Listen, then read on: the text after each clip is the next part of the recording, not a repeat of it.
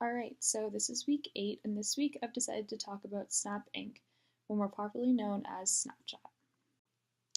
In the last week of February, Snap filed an IPO, which is an initial public offering, or otherwise known as a stock market launch. This means that shares that would typically be sold to investors are now being sold to the public. The catch with Snapchat's stock is that their shares will not come with any voting rights, so people investing will have no say in how the company is run. This is the first time a company has proposed an IPO and made very clear that shareholders will have no voting rights. Here is the structure that Snap Inc. has proposed. A Class A stock is what you can buy in the New York exchange market. These shares have no votes, but any shareholder who buys them will attend meetings and be able to ask questions. Class B is for executives of the company and early investors. These each have 1 vote.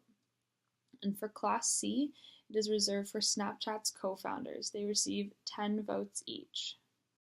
Due to this structure, it gives Evan Spiegel and Bobby Murphy a combined 88.5% of the voting control of this company, giving these two people control over major decisions that will happen. This is a much different structure than Twitter, which gives voting power to any shareholder. The risk with this method is that the company could be somewhat overturned due to investors buying out large amounts of stock. Other examples of companies such as Snap Inc. is Facebook. Zuckerberg still controls 60% of the voting power within his company. Another example is Rupert Murdoch, who controls 40% of the voting at both News Corporation and 21st Century.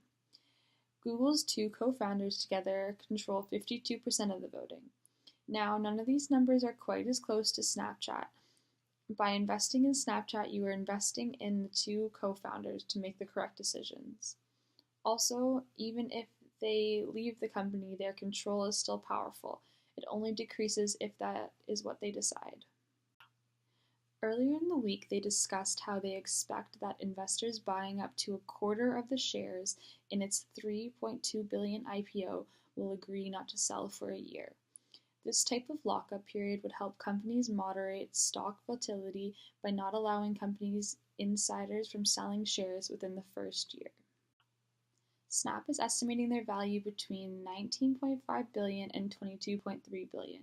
And will price 200 million shares at $14 to $16 a share. 50 million of the Class A stocks will be subject to a 1-year lockup.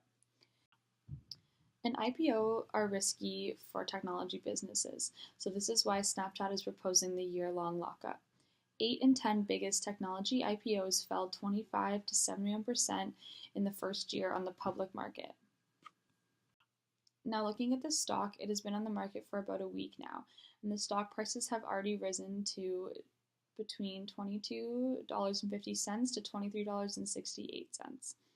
In their first day alone, there were 200 million shares were bought, and there was a 44% increase rate in their price to $24.48 per share.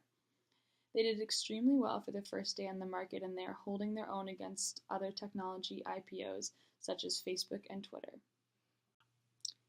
It is still very early on, so it'll be interesting to see what happens over time and if how they structured their stock will have an effect on how they do on the market.